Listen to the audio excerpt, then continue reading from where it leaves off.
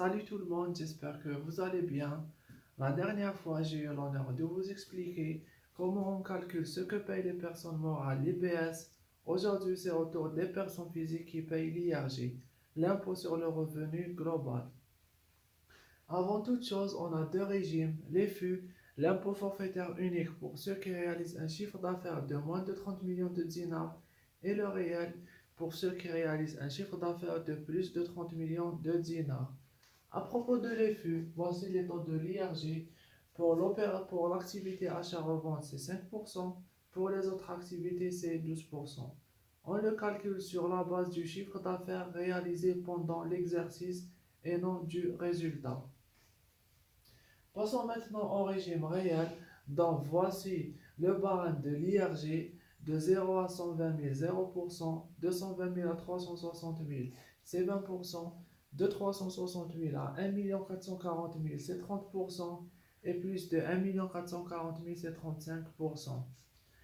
À chaque fois, je vais citer des exemples, comme ça vous allez mieux suivre et mieux comprendre. J'ai pris le résultat de Yassine qui est de 1 million et celui de Amina qui est de 2 millions et on va calculer l'IRG à payer de chacun des deux. Commençons par celui de Yassine. C'est simple, on va appliquer le barème de l'IRG. On va faire 360 000 moins 120 000, ça nous donne 240 000 fois les 20%, le taux de l'IRG et c'est 48 000. Puis on prend le résultat, 1 million moins 360 000, ça nous donne 640 000 fois les 30% et c'est 192 000. Et on calcule 48 000 plus 192 000, ça nous donne 240 000 et c'est l'IRG à payer de Yassine. Passons maintenant à l'IRG à payer de Amina. Le résultat de Amina est supérieur à celui de Yassine, mais c'est la même chose, c'est le même principe. On applique le barème de l'IRG. On fait 360 000 moins 120 000, c'est 240 000 fois les 20% et c'est 48 000. La deuxième étape, 1 440 000 moins 360 000, ça nous donne 1 80 000 fois les 30% et c'est 324 000. Et la dernière des choses, on prend le résultat de 1 million, 2 millions moins 1 440 000, ça nous donne 568 000 fois 560 000 fois les 35% et c'est 196 000. Et on calcule les 3, 48 000 plus 324 000 plus 196 000, ça nous donne 568 000 et c'est l'IRG à payer de Amina.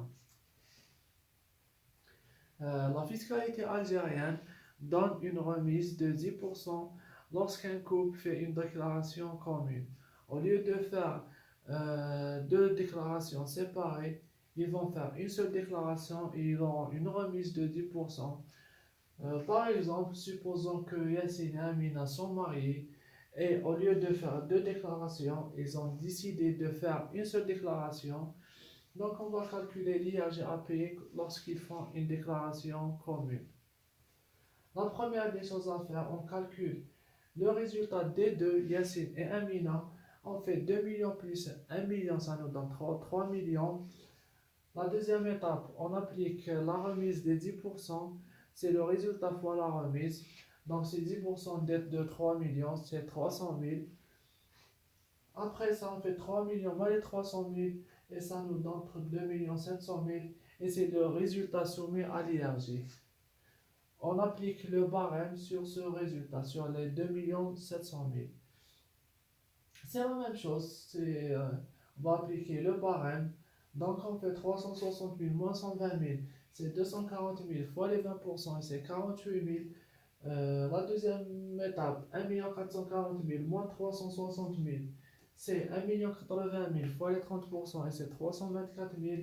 Et la dernière étape, le résultat soumis à l'IRG, 2 700 000 moins 1 440 000, et c'est 1 260 000 fois les 35% et c'est 441 000. Et on calcule les 3, 48 000 plus 324 000 plus 441 000, ça nous donne 813 000 et c'est l'IRG à payer du couple lorsqu'ils font une seule déclaration. Là, vous réalisez que malgré la remise des 10%, le couple paye plus quand ils font une déclaration commune que quand ils font deux déclarations séparées. Pourquoi? Parce que quand ils vont faire deux déclarations, ils auront ce taux à 0% deux fois, et quand ils font une seule déclaration, ils auront bénéficié de ce taux une seule fois. Voilà, j'ai terminé, j'espère que vous avez très bien compris ce cours. Si vous avez des trucs à rajouter, n'hésitez pas. Si vous avez des critiques, n'hésitez pas, je serai ravi, ça va me permettre de m'améliorer. Euh, Si vous avez des sujets que vous voulez que je traite, laissez-les-moi dans un commentaire. J'aurai l'honneur de les traiter avec vous, Inch'Allah. Merci beaucoup de votre écoute. Inch'Allah, on va se retrouver très bientôt pour de nouveaux sujets. Bonne soirée, à très bientôt. Salut.